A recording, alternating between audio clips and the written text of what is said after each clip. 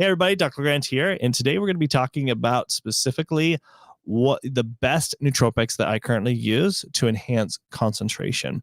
So I really when it comes to nootropics supplements, especially when it comes to ADHD or ways to just improve concentration and focus, it's best to kind of look at it from a point of view what's really going on in the body and look at the body chemistry to make sense of what you're taking.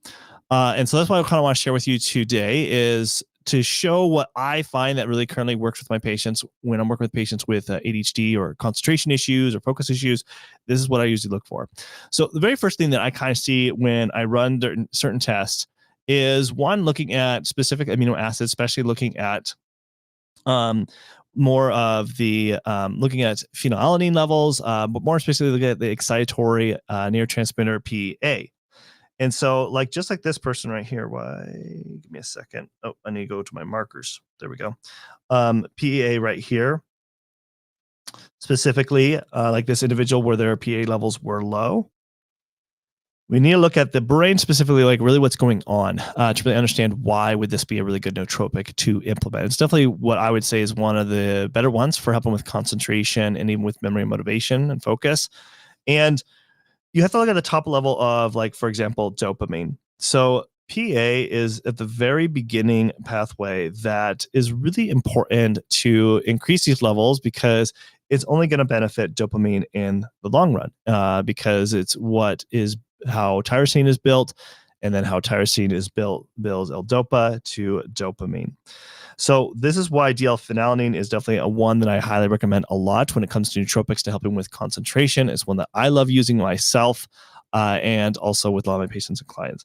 And what it's doing is directly improving phenylalanine levels, so DL-phenylalanine, which then is going to help improve PA. That's going to also help build tyrosine and L-DOPA to dopamine. Okay.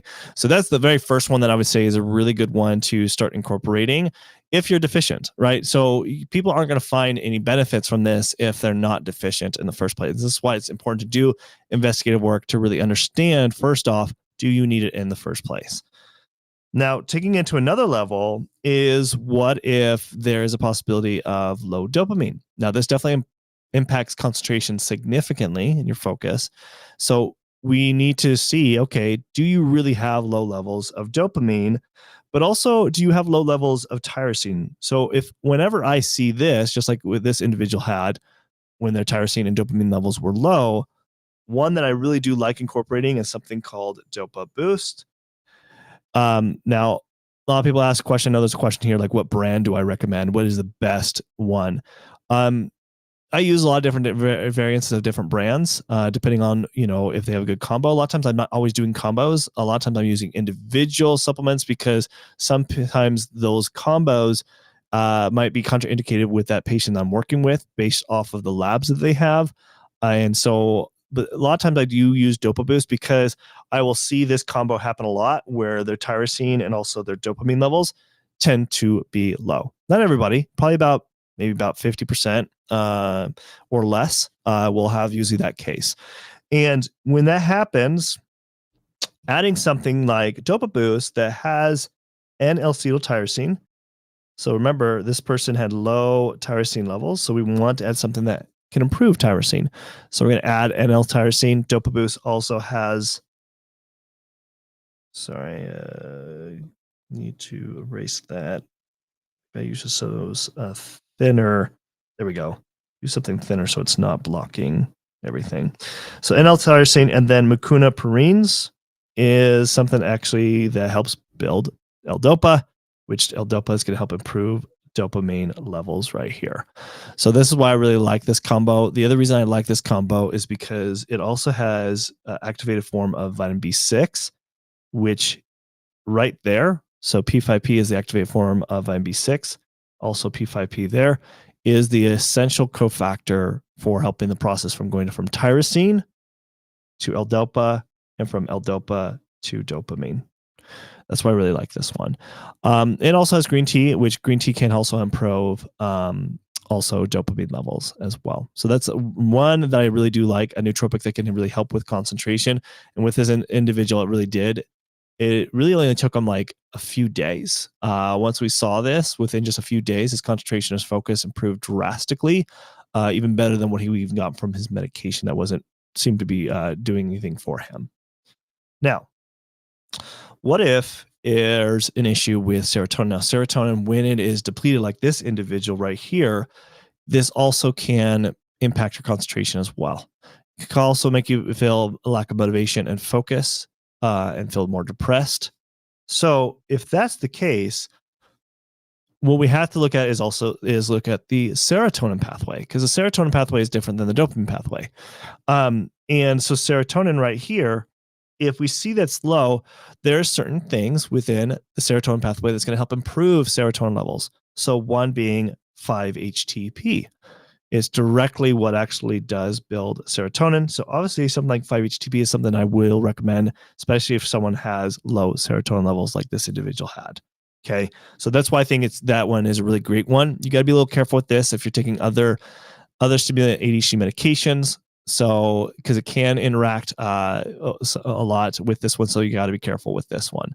Another one that I will usually like to incorporate is something like L-tryptophan, because L-tryptophan can help improve 5-HTP, but also over time can help improve serotonin. And then another one is L-theanine. L-theanine has been known to help improve serotonin levels as well.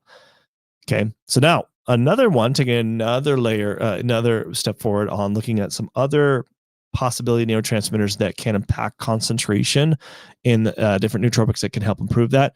So like with this individual, that has kind of the opposite of what we were just talking about, where their serotonin levels are elevated and their dopamine levels are elevated. So it's like, okay, that's interesting. Why would that be happening? I thought people with ADHD tend to always have low dopamine levels. It's not always the case. When you have high levels of dopamine and serotonin, you're going to feel more agitated and stressed and anxious, and most certainly will impact your concentration significantly. Okay. So if that's the case, then we have to look at both pathways, right? We have to look at both the serotonin and the dopamine pathway because they're both being impacted. Both of them are elevated. So when I see this happen, probably the best things that you could be doing to help bring those levels down so you don't feel so anxious and stressed and agitated, to kind of bring your serotonin and dopamine levels at a more middle range. So in the green zone, just a more happier zone, so it's nice and balanced, is adding rhodiola. Rhodiola is really can really significantly help bring that into very healthy balance, but also L-theanine can do the same thing. Now, one other thing that's also important to look at, especially when sometimes I might need to look at micronutrient deficiencies depending on the person's medical history, but sometimes looking at even just some B vitamins that could be deficient. And so some of the B vitamins, like I already mentioned, is vitamin B6. And also even the breakdown of serotonin requires vitamin B2, vitamin B5, iron. Sometimes it's important to look at iron. So sometimes we need to incorporate like a B complex or some B vitamins, depending on which one are deficient, because those B vitamins actually help break down serotonin. It also helps break down, like a vitamin B3 helps break down dopamine to help make norepinephrine and epinephrine. So sometimes that might be the problem of why they're elevated in the first place, because there's certain cofactors that you're deficient in that you're going to need in order to help break those down. Make sense? Okay. Let me know in the chat that it makes sense to you, if this is all making sense. Okay. Now, another thing to also consider is looking at norepinephrine and epinephrine. These are things that actually regulate our stress levels significantly. Managing our stress, it also can impact our concentration as well and focus, especially when they're low. That definitely can impact it significantly, just like this individual was. Both their norepinephrine and epinephrine levels were low. Okay, everyone's saying it's making sense. Awesome, great. We'll get into questions here soon. So yeah, please do put your questions in the chat if you have questions. We'll get into the Q&A section once I'm done with the training right here. Right, so when that is the case, when norepinephrine and epinephrine levels are low, now norepinephrine and epinephrine come from the dopamine pathway, okay? So one of the things that I do like to look at specifically that I find that can really benefit norepinephrine and epinephrine when they're low is adding L-theanine. L-theanine is a great way to really help incorporate the benefits of increasing norepinephrine and epinephrine levels. The other thing that also to consider here is if this is happening, a lot of times it has a lot to do with cortisol. So you can see how one of the cofactors here has a lot to do with cortisol from breaking it down from norepinephrine to epinephrine. And so let's look at, I think it's important to look at cortisol readings in this case, if we see this being an issue. So just like this individual, it's the same individual that had low norepinephrine and epinephrine levels. Also, when we ran the cortisol levels, had significantly low cortisol levels throughout the entire day. Okay. When that happens, it's very hard to manage stress. And you're going to have a very hard time be able to concentrate, focus. And so not only you need to incorporate something like L-theanine to help with norepinephrine and epinephrine, but also what to incorporate for improving cortisol levels. And so one of the best ones to do that is definitely adding something like adrenal desiccated first thing in the morning and afternoon if you have levels like this, or some adrenal supportive stuff. But usually adrenal desiccation is going to be the one that's going to be really most potent to be able to help improve those levels. And I find this drastically not only helps people with their concentration and focus, but also their energy and just managing their stress. And it is so common with people with ADHD, especially adults with ADHD, having this issue. So once we incorporate this, they not only was their concentration, their focus better, but also their energy improves drastically.